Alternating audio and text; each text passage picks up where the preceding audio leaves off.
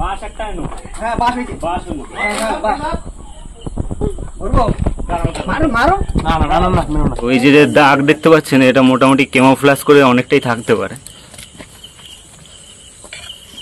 রং পাল্টাচ্ছে। হুম।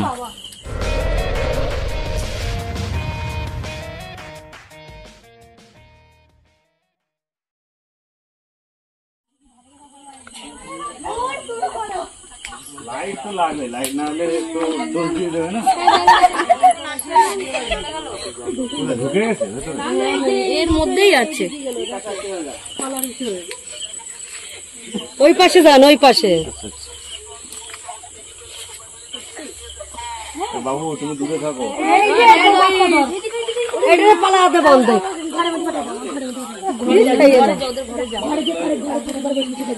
কিরকম সাইজ কিরকম? বাবা বিশাল মোটা, খুব মোটা। এইখানে তলা দিয়ে ঢুকেছে। আচ্ছা ঠিক আছে, কিন্তু কোন দিক গেল না বোঝা যাচ্ছে না। নিচে ভিতরে তো, কিন্তু বাইরে বেরোয়নি। গর্ত আছে তো আবার দেখছি মনে হচ্ছে গর্ত গর্তের মধ্যে ওরা ঢুকে বিশাল মোটা। এই জায়গা ছিল।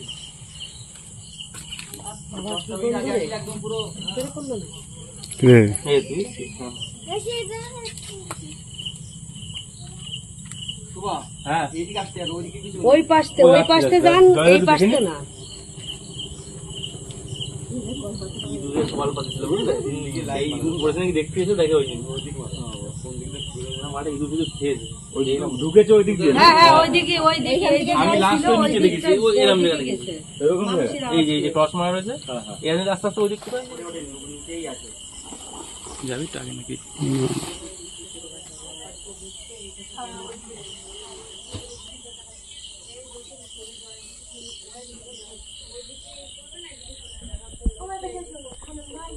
অন্য সাইডে অপোজিট সাইডে লোক ছিল। হ্যাঁ হ্যাঁ হ্যাঁ আমরা সব দিকেই ছিলাম। ওই এর ভিতরেই আছে। তুমি এই দেখো, এই জায়গাটা দেখো তো। এই যে ইটটা দেখছো না, এই ইটের পাশটা দেখো, এইখানটা, এই জায়গাটা, ওই ওই তো সামনে ইটটা, ওই সামনে ওই জায়গাটা, ওই এইদিকে এসেছে। দেখেছি, কিন্তু এখান থেকে বের করা মুশকিল। সাপে দেখেছো? হ্যাঁ বললাম না, যেটা কেমোফ্লাজ করে, কেমোফ্লাজ মানে এই যে রং দেখছেন বিচালি গাদার, তার সঙ্গে কিন্তু ওই রং পুরো মিলে গেছে। দেখো ওদিকে থাকো, ওদিকে থাকো। এদিকে লাইট নেই তো। এদিকে লাইট নেই। এদিকে লাইট মেরে রাখো। একজন যাও ওদিকে লাইট নিয়ে, তাহলে যাবে। দেখে বলো তো তুমি? হ্যাঁ এইখানে ছিল, আবার ওইদিক সরলো। ও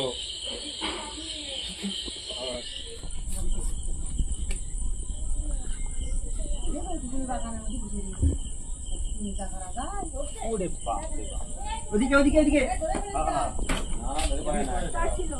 বেরিয়ে গেছে। না না বেরোয়নি। নজর আছে তো। হ্যাঁ হ্যাঁ হ্যাঁ, ভালো বড়। ও আবার ওই দিক ঢুকেছে। হ্যাঁ সে বিরাট স্পিড। সেই দিকটা নজর রেখো। কোন দিক ঢুকেছে? এর মধ্যে আমি তো আবারও ধরতে পারতাম গো। জিনিসটা বেরোয় কিছু না দাদা, বড় না।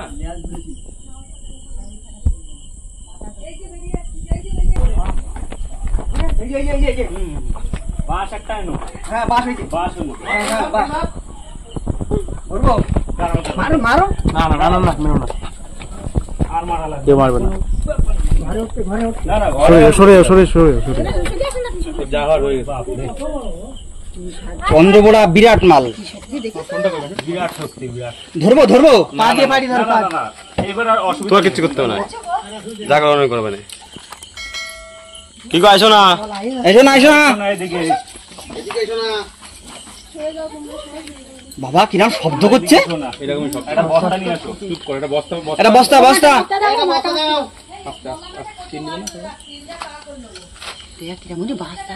না না বড় বাচ্চা, এত বড় হয় না, বয়স্ক। একটা বড়।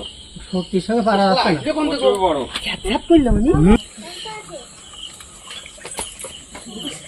না মারবো না ওরে, এক বাড়িতে কাপড় ধরে যাবে। যাবে না যাবে না। আরে না, ওইদিকে যাওয়ার ভেঙে নিয়ে যাবে।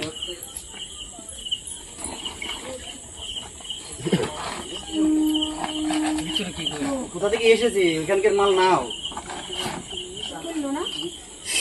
জোরে জোরে শব্দ করেছে। কিরম জোরে শব্দ করলো জানিস? চলে গেল যাবে না ও ঠিক এর স্পিড সেরকম না, বুঝলে তো? ওই যে যাদের এখন আর সেই ইয়ে নেই, হবে না। ঠিক আছে তো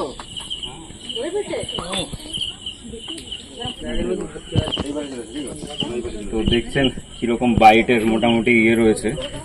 লাইট ধরে রাখছি। শুনেছিলাম আজ দেখে নিলাম লাইট। তো মোটামুটি দেখতে পাচ্ছেন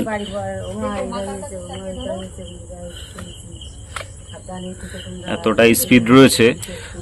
এটাই রাসেলস ভাইপার। এই বিচুলি গাদার নিচে এটা কিন্তু ছিল রাসেলস ভাইপারটার।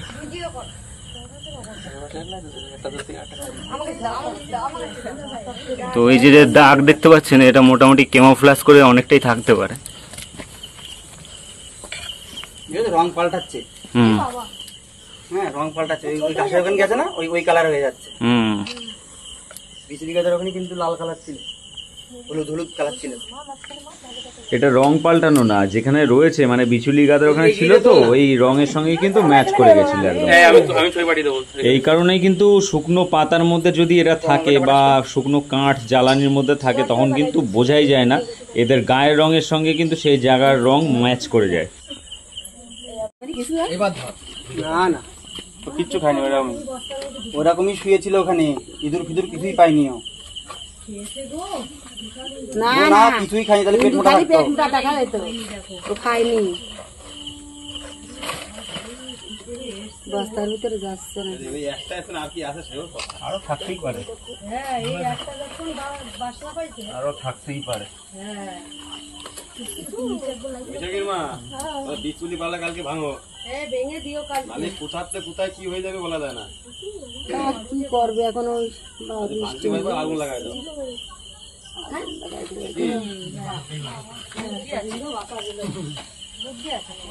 ধরো ধরো।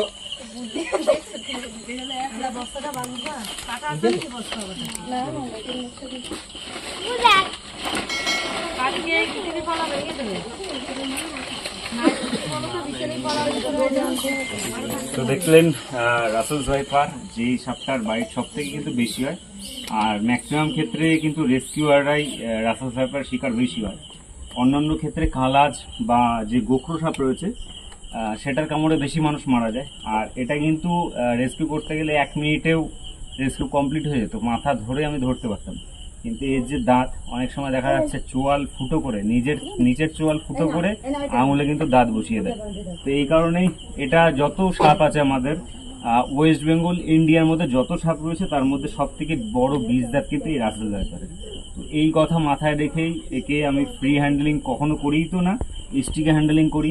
আগে যখন মাথা ধরে রেস্কিউ করা হতো অনেক রিস্ক আগে নিয়েছি, কিন্তু এখন রিস্ক নিতে চাই না, কারণ অনেকেই রাসেলস ভাইপারের কামড়ে। আমাদের নৈহাটিতে একজন রেস্কিউয়ার ছিলেন, 3টে রাসেলস ভাইপার রেস্কিউ করতে গিয়ে থার্ড যে রাসেলস ভাইপার সেটার কামড় কিন্তু হয়ে যায়। তো মাথা ধরা ছিল, সেই অবস্থায় কিন্তু দাঁত নিচের চোয়াল ফুটো করে ওনার আঙুলে ঢুকে গেছিল, কিন্তু সেই মানুষটা কিন্তু বাঁচেনি। তো রাসেলস ভাইপারের ভেনম এমনই হয়, এদের ভেনমটা কিন্তু আস্তে আস্তে স্লো পয়জনের মতন কাজ করে, খুব তাড়াতাড়ি কিন্তু কাজ করবে না, অনেক টাইম দেবে।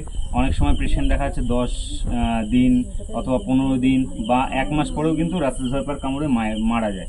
আর এদের যে কামড়ে পড়ে সিমটমস আপনারা হয়তো কালাচের কামড়ে দেখতে পারেন যে দাঁতের দাগ খুঁজে পাওয়া যায় না, কিন্তু এদের ক্ষেত্রে কিন্তু সেটা না। যেখানে কামড়াবে সেখান দিয়ে রক্ত বেরোতেই থাকবে, তারপরে পেশেন্টের মাথা ঘোরাবে, বমি পাবে, সারা গা হাত পায়ে জ্বালা যন্ত্রণা এগুলোও কিন্তু অনুভব হবে। কালাচের ক্ষেত্রে যেটা হয় না। আর এই ক্ষেত্রে কিন্তু পেচ্ছাপের সঙ্গে রক্ত আসে, মাড়ি দিয়ে রক্ত বেরোতে পারে, এই সিমটমসগুলো থাকে, যার কারণে কিন্তু ডায়ালাইসিস, ভেন্টিলেশন এইগুলো কিন্তু দরকার হয়। এটাই ছিল রাসেলস ভাইপার, যে ভারতের 4টে সাপের বাইট সব থেকে বেশি হয়, যেখান থেকে পলিভেনম অ্যান্টিভেনম তৈরি হয়, সেই ক্ষেত্রেও কিন্তু এই সাপের বিষ কাজে লাগে। তো আমরা ব্যাগিং মোটামুটি করে ফেলেছি, বেঁধে ফেলবো সাপটা এবার। খুবই অলস, যতটাই অলস, মানে অনেকেই ভাবে যে এই সাপ খুব স্লো যায়, ততটাই ফাস্ট। সব থেকে ফাস্ট বাইট করতে পারে কিন্তু এই রাসেলস চোখের নিমেষে। কারণ আমি অনেক কাছ থেকে আমি দেখেছি বলে কিন্তু এই সাপটা রেস্কিউ করার জন্য আমি সাবধানতা অনেকটা অবলম্বন করি যখন এই সাপটা নিয়ে কাজ করি। শুধুমাত্র এই সাপটা, অন্য সাপের ক্ষেত্রে এতটা আমি সিরিয়াস থাকি না রেস্কিউ করার সময়, কারণ একে যে কোনো ভাবে টাচ করা কিন্তু বিপদের সমান, যে কোনো সময় কিন্তু বিপদ হতে পারে। তো আমাদের কাজ ইনফরমেশন যদি ভালো লাগে লাইক শেয়ার কমেন্ট করে সাপোর্ট করবেন। নতুন চ্যানেল অবশ্যই একটু সাপোর্ট করবেন। দেখা হচ্ছে অন্য কোনো ভিডিও নিয়ে, ততক্ষণের জন্য বিদায় নিচ্ছি। সবাই আপনারা অনেক অনেক ভালো থাকবেন। আর যেহেতু এখন বর্ষার সময় রাতের সময় একটু টর্চ অন্তত ইউজ করবেন।